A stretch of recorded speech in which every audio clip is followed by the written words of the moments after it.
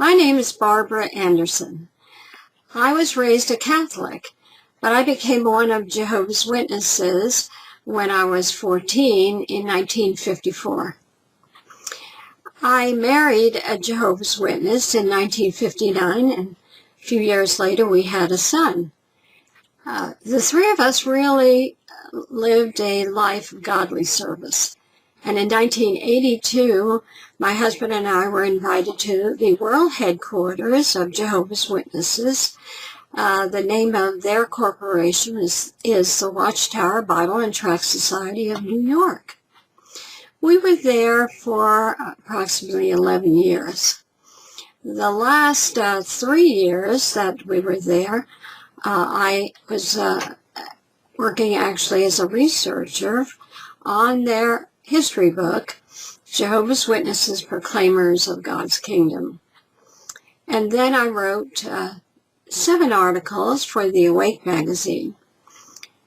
The conclusion of my stay was spent in doing research, extensive research about the issue, which was becoming a serious problem within the religion. It was child sexual abuse, and it was something that was going on throughout the entire world within the religion. I gathered evidence of this, and it was presented to the governing body of Jehovah's Witnesses a few weeks after I left headquarters, and that was in early 1993.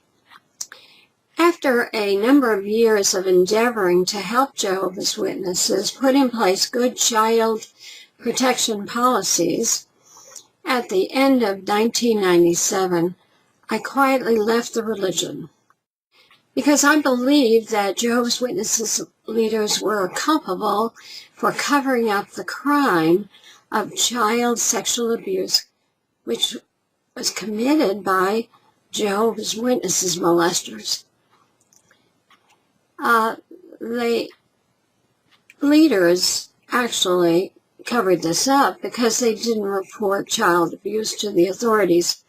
In addition, I knew that men who were known to have been convicted of child abuse in the past were being appointed to responsible positions in congregations all over the world.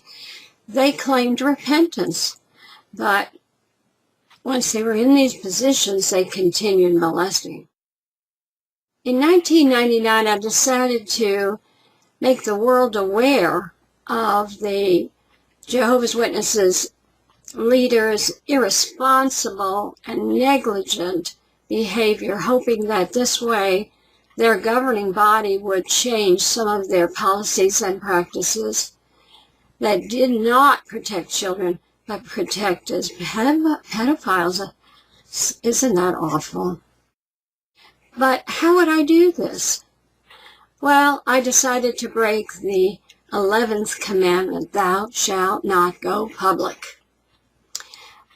In early 2001, I flew to New York City to be interviewed for a TV documentary to be shown on NBC's Dateline program discussing the Watchtower Corporation and how badly it managed child sexual abuse perpetrated by Jehovah's Witnesses.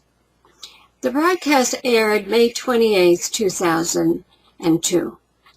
However, on May 19, 2002, the Watchtower disfellowshipped me for causing divisions in the organization when they learned of the date of the upcoming broadcast. My son and his family and hundreds of my witness friends then began to strictly shun me.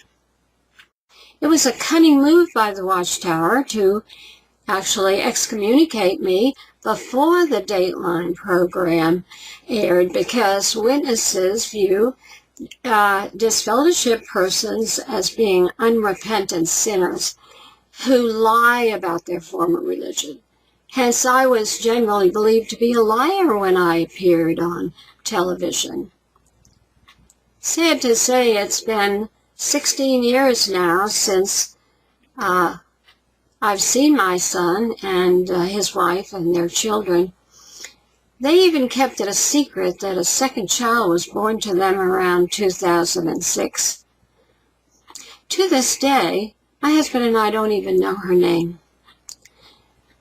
Oh, in addition, my husband, Joe, was subsequently excommunicated or disfellowshipped in July 2002 for defending me and expressing his personal view about how poorly the Watchtower handled child sexual abuse committed by witnesses.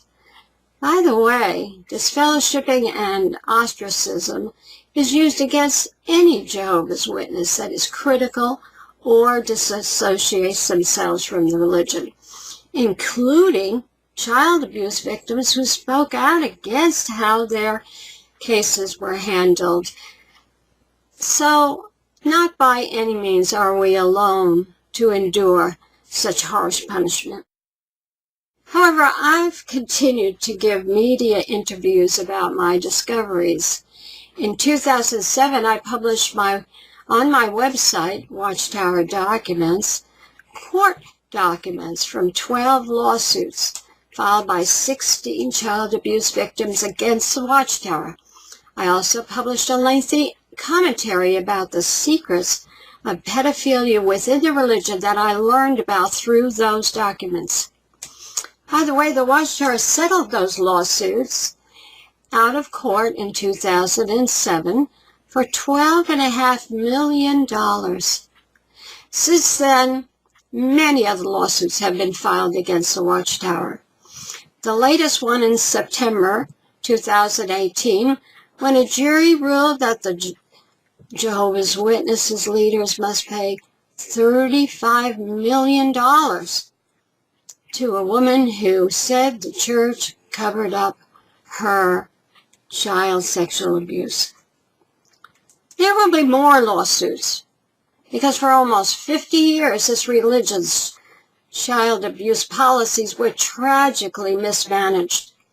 However, lately this organization has endeavored to explain their practices as calling it spiritual practices and godly practices, but the results have shown otherwise.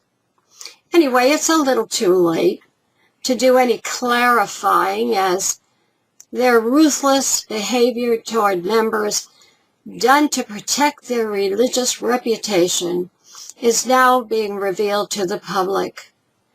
Consequently, happily, I have to say, the religion attracts few converts, and without converts, this religion will never continue on. And perhaps they are the worst enemy of themselves by not doing the right thing in behalf of their members. Thank you.